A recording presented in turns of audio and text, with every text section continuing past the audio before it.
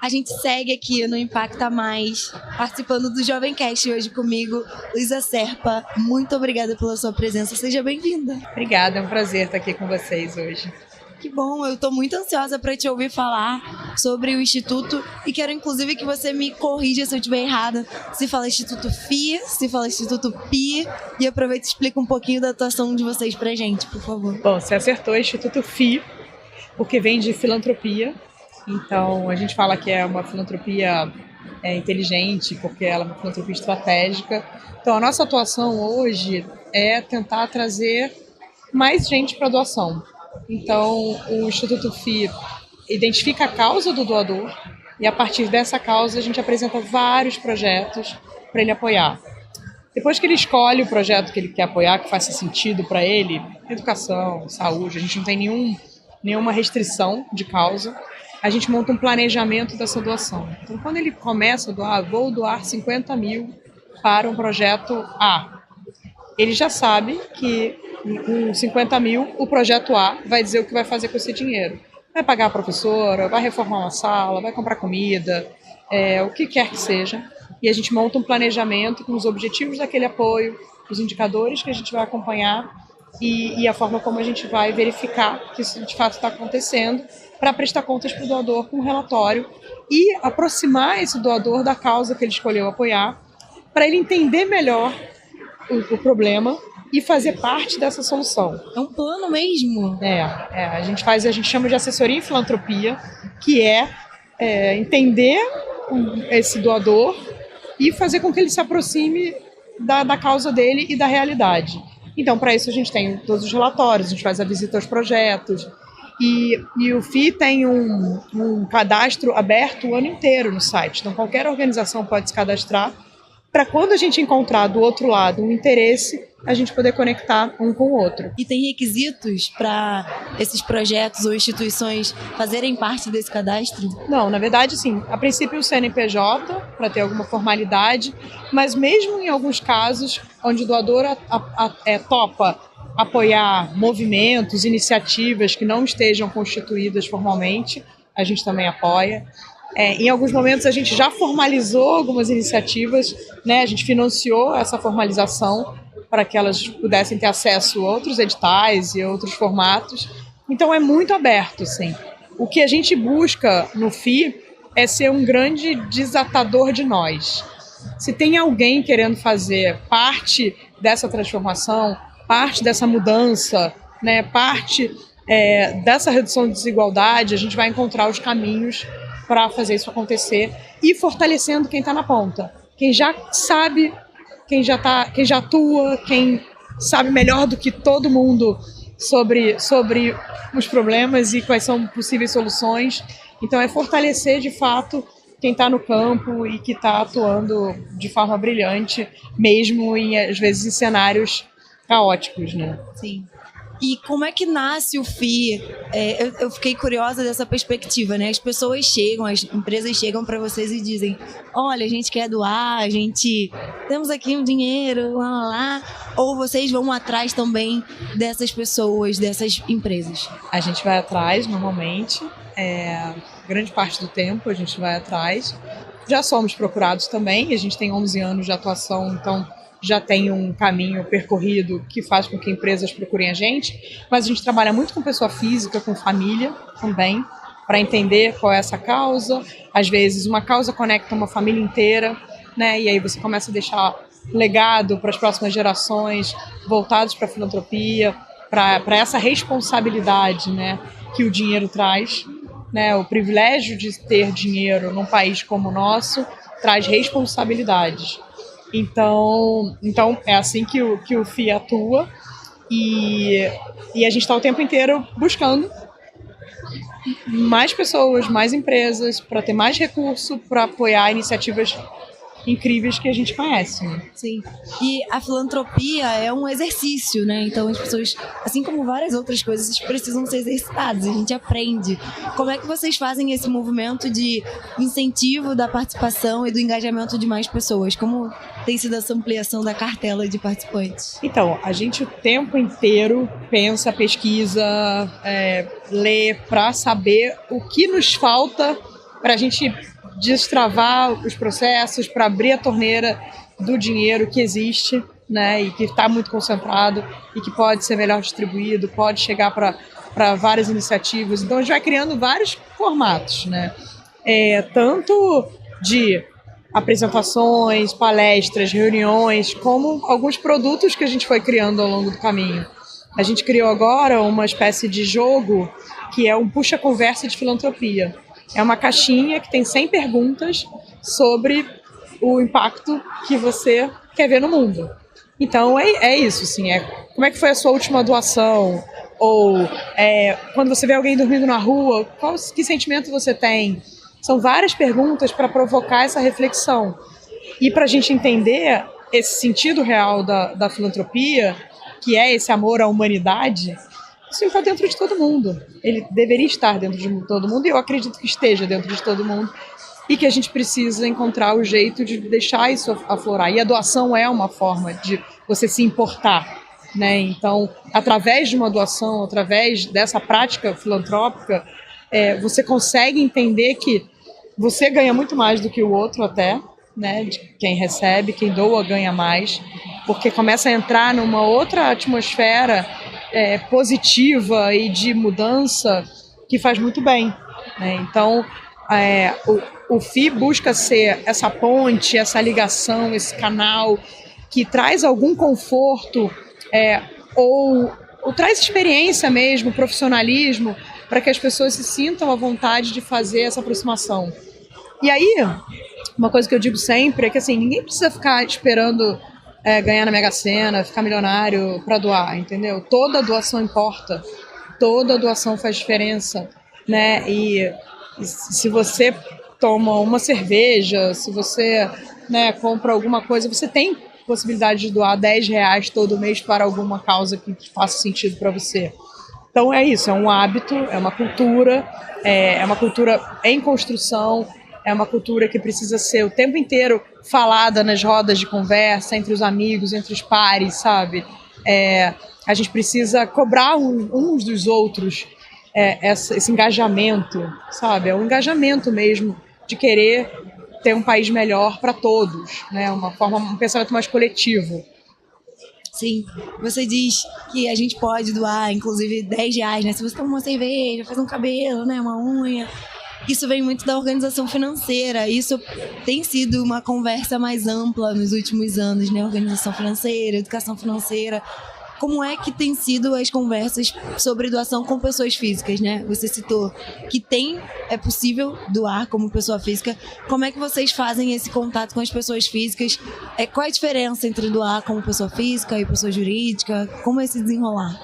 Então, pessoa jurídica normalmente tem alguma coisa ligada à estratégia do negócio ou à região que aquele negócio está inserido, aquela empresa, né, está inserida. E aí vem umas diretrizes mais institucionais e mais direcionadas. E aí é um formato próprio, né? Com pessoa física, vai muito na causa do coração, né? Ou a pessoa teve um trauma, ou a pessoa sempre teve um interesse por aquele assunto, ou foi sensibilizada de alguma maneira por alguma outra coisa. Então a gente busca esses dois caminhos e eles são, no final... Eu brinco que eles são muito parecidos porque a gente está falando com os CPFs, né? Mesmo alguém dentro de uma empresa é o João. E o João também quer viver num mundo melhor, num país melhor, numa cidade melhor, num bairro melhor, num prédio melhor. Então, assim, eu sempre tenho essa crença de que o nosso interlocutor, ele quer o mesmo que eu quero, sabe? E que então ele pode... se engajar e ele pode fazer alguma coisa, né? Não reclamar e ficar passivo ou achar que o problema é de alguma coisa etérea, sabe? Que vai se resolver por conta própria. Não, é nossa responsabilidade. A gente, como ser humano, a gente não pode se acostumar com cenas que a gente vê, né? Com formas de viver de populações minoritárias, que não tem seus direitos básicos garantidos. A gente não pode, como ser humano, se acostumar com isso, normalizar isso. A gente precisa, de fato, ter algum incômodo para fazer isso mudar. Sim. a minha pergunta parte muito desse princípio da frequência, né? Você citou no início que uma empresa chega lá e bota 50 mil. Nem sempre o CPF tem, assim, a gente sabe que tem CPFs, tem pessoas físicas que têm esse dinheiro, mas e quem não tem? Funciona como boleto? A minha curiosidade é de modo prático mesmo, como é que esse doador individual pode contribuir a partir da assessoria de vocês? Então, falando um pouco dessas soluções que a gente cria para facilitar e democratizar, a gente acabou de lançar um aplicativo que se chama Doei. E qualquer pessoa pode doar para projetos sociais que estão lá. Então, são projetos que a gente já trabalhou, né? A gente apoiou de alguma forma. A gente ainda não está com todos na plataforma, porque foi lançado semana passada, no caso. É super recente. Então, está o download nas principais plataformas, né? No Google Play e na Apple Store. O FII não recebe nada com isso, então o dinheiro vai integralmente para as organizações. As taxas que tem na plataforma são as taxas do sistema de pagamento, né? Então, ali é uma forma da gente democratizar essa doação. R$10 de forma pontual, R$10 de forma recorrente. Você escolhe como você quer doar. Então, outro caminho é escolher uma organização que seja da sua causa ou da proximidade da sua casa e ir lá perguntar como você pode ajudar. Né? E aí nem sempre é só dinheiro. Às vezes é o tempo, né, com voluntariado, às vezes é apresentando alguém para lá, abrindo portas, articulando, tendo uma ideia, ouvindo um problema de fora para ajudar aquela organização a sair daquela situação. Então tem muitas formas de se envolver que não seja só financeira. A financeira é importante e imagina, eu sempre falo, vai fazendo a multiplicação, né? Imagina tantas pessoas doando R$10 por mês para alguma organização. Paga a conta de luz, que é uma baita ajuda. Imagina um profissional de contabilidade, financeiro, montar a planilha de orçamento daquela organização. Entendeu? O tempo, às vezes, a curva de aprendizado daquela organização para chegar àquela planilha modelo final é infinitamente maior do que um mega profissional que faz aquilo em 2 palitos, entendeu? Então, não tem desculpa. Todo mundo tem alguma coisa para contribuir. Eu concordo. E eu parto muito do princípio de que em algum momento você recebeu, né? Você sendo uma pessoa privilegiada ou não, foi investido em você, sendo mais investido ou menos investido, né? Então, trazer a perspectiva de não só o dinheiro, que é uma coisa que a comunidade já faz, né? Pô, eu sei trançar, tu me maquia? Eu sei fazer unha, tu faz não sei o quê? A gente precisa trazer isso para o macro, né? E então, ter iniciativas como a FII é super importante. Mas também deve ter os seus desafios, né? Quais são as dores que hoje o Instituto sente?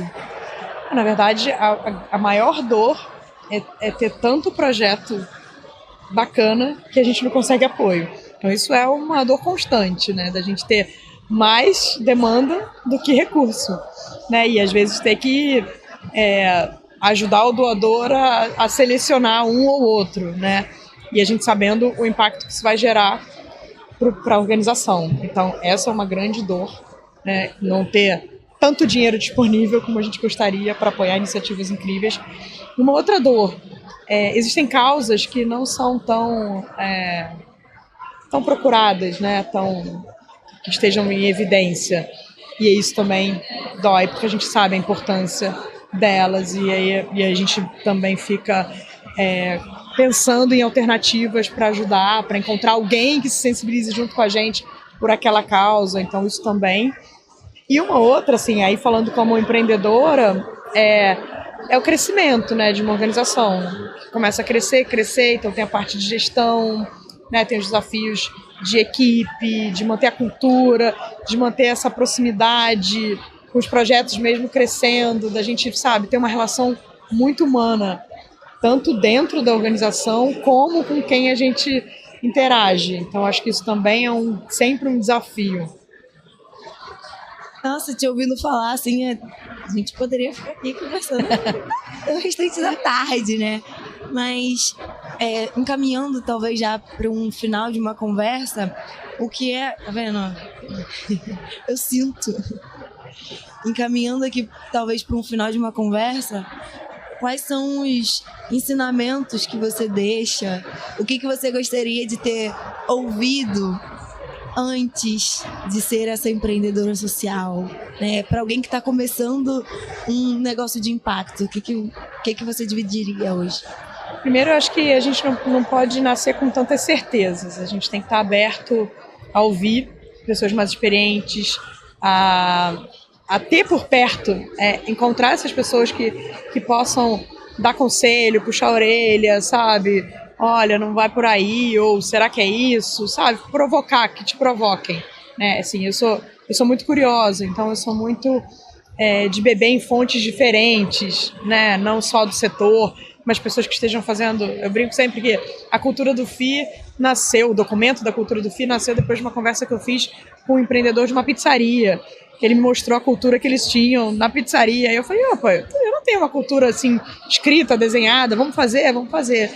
Então, tá aberto, sabe? Tá aberto para construir, para não ter verdades absolutas, para de fato entender se o que você está querendo fazer, o que você propõe, é relevante. Ter humildade, sabe? De às vezes entender e falar, não, isso aqui já tem um outro fazendo, não preciso fazer isso. Não achar que o seu projeto é melhor do que o outro, que você está encontrando a pólvora que vai solucionar tudo, porque os problemas são muito complexos, então a gente tem que entender soluções também de uma maneira mais ampla. Então, assim, o que eu gostaria que tivessem me dito não é um mar de rosas, porque você vai encontrar desafios. Não se perca no caminho com cantos que não são reais, né, de vaidade, né, de ego inflado. Então, assim, segue as suas crenças, o seu caminho e não perde o propósito nem a missão daquilo que você está se propondo a fazer, né? Nem por dinheiro, nem por fama, nem por conveniências, né, que a gente vai encontrando. Então, assim, encontra a sua verdade e segue isso no dia a dia com coragem para dizer não, né, com coragem para dizer verdades, né, às vezes verdades inconvenientes, né. Então, acho que esse é um caminho. Mas eu me sinto muito, muito privilegiada porque ao longo dessa minha trajetória eu tenho pessoas por perto que ajudam muito nessa construção toda. O segredo, né? A gente tá chegando no final e aí eu dou uma dorzinha no coração, porque eu acho tão gostoso esse papo. Mas diz pra gente sobre o jogo, fiquei super interessada nesse Puxa Conversa do FI. E onde a gente acha vocês nas redes sociais e como a gente se conecta? Bom, a gente tem o Instagram, que é do Instituto FI. A gente tem o site, que é Instituto FI, que é phi.org.br. O Puxa Conversa, ele está à venda na Amazon, ele está à venda no site da editora Matrix. Quem quiser entrar em contato pelo site do FI também pode, que a gente também manda o Puxa Conversa em Filantropia. Tem o aplicativo para baixar, o Doei. Então, tem várias formas de entrar em contato com a gente, de fortalecer isso que a gente está fazendo, né? Espalhando. Às vezes é isso. Às vezes você colocar no seu grupo de WhatsApp um aplicativo, um artigo que eu escrevi ou que alguma outra pessoa escreveu, isso também fortalece tudo isso que a gente está falando aqui. É isso. Eu tô super interessada já nesse Puxa Conversa, porque eu adoro uma conversa, deu pra perceber, né? Então, esse foi o Jovem Cast, dentro do evento Impacta Mais 2025, com Luísa Serpa. Muito obrigada, que honra bater esse papo com você. Volte sempre e parabéns pelo seu trabalho. Obrigada, foi um prazer enorme estar aqui com você hoje. Adorei nossa conversa. Eu também.